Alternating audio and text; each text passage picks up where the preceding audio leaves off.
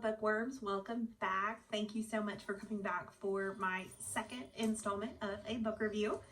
In this one I will be reviewing two different books here, both of them kind of fairy tale-esque.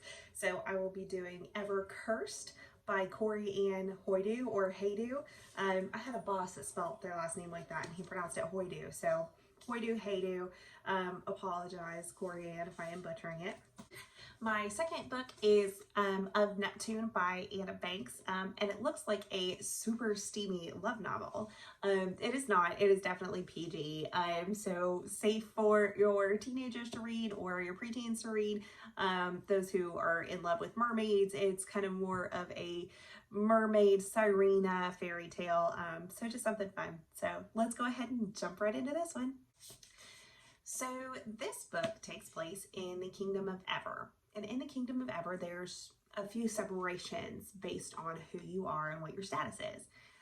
If you're a witch, then you live in the home on top of the hill. If you are a royal, you obviously live in the castle. And if you are a commoner, then you live within the Kingdom of Ever. And the royals don't mix with either of those two. The witches are not supposed to, but this young witch has a friend who is within the Kingdom of Ever.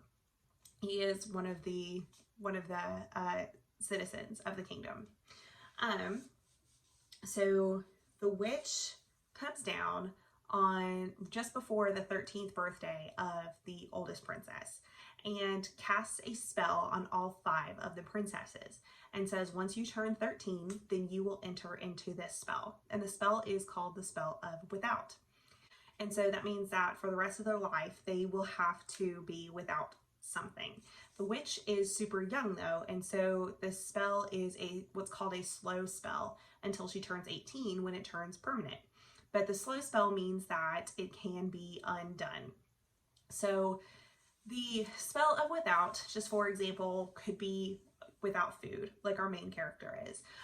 So she is not able to eat anymore. It could be without love, it could be without hope, it could be without sleep, it could be without anything, right?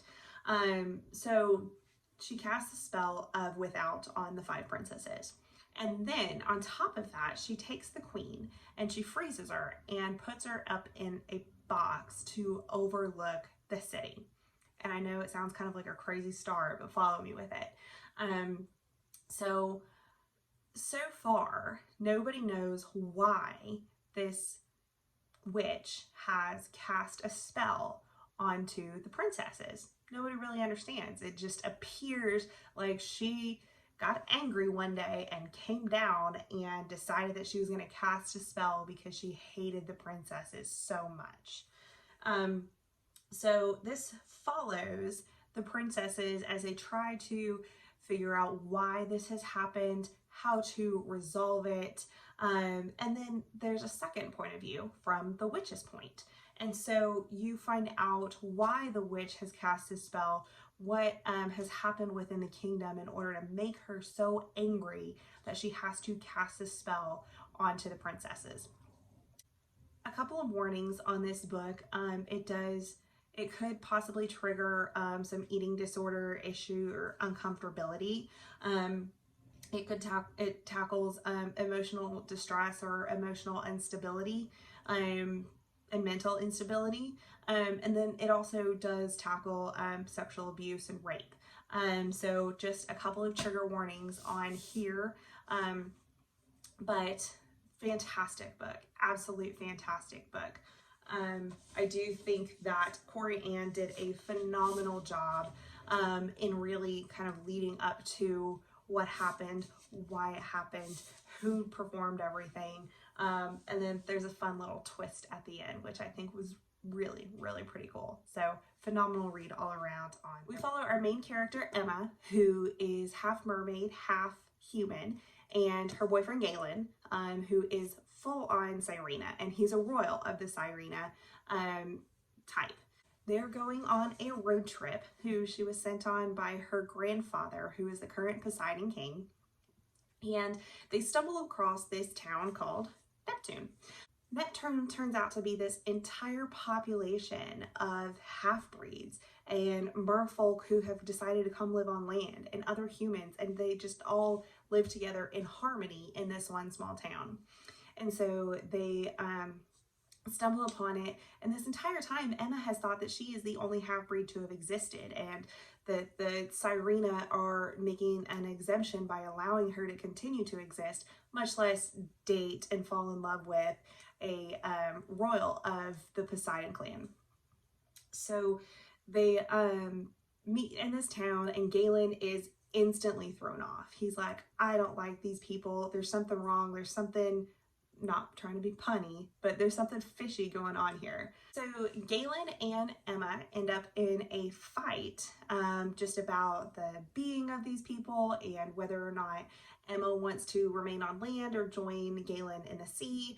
And Galen gets upset, gets in the car, drives off, says that he's going back home, leaves her in the town.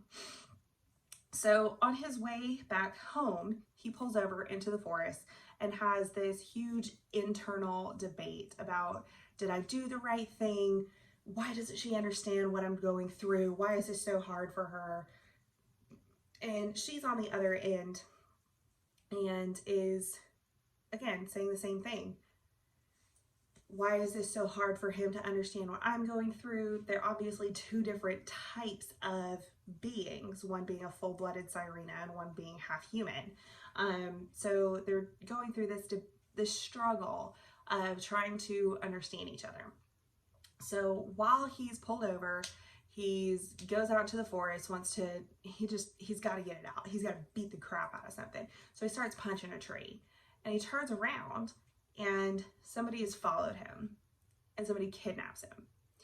So now he is being held, and Emma is trying to call him, trying to get a hold of him, trying to make sure that he made it back home okay, all of these things, and she's not getting a hold of him. She's thinking that he left and he's never going to speak to her ever again. So Emma decides that she's going to make the best of a bad situation and get to know the townsfolk. Since she's stuck here, might as well make some friends along with it, right?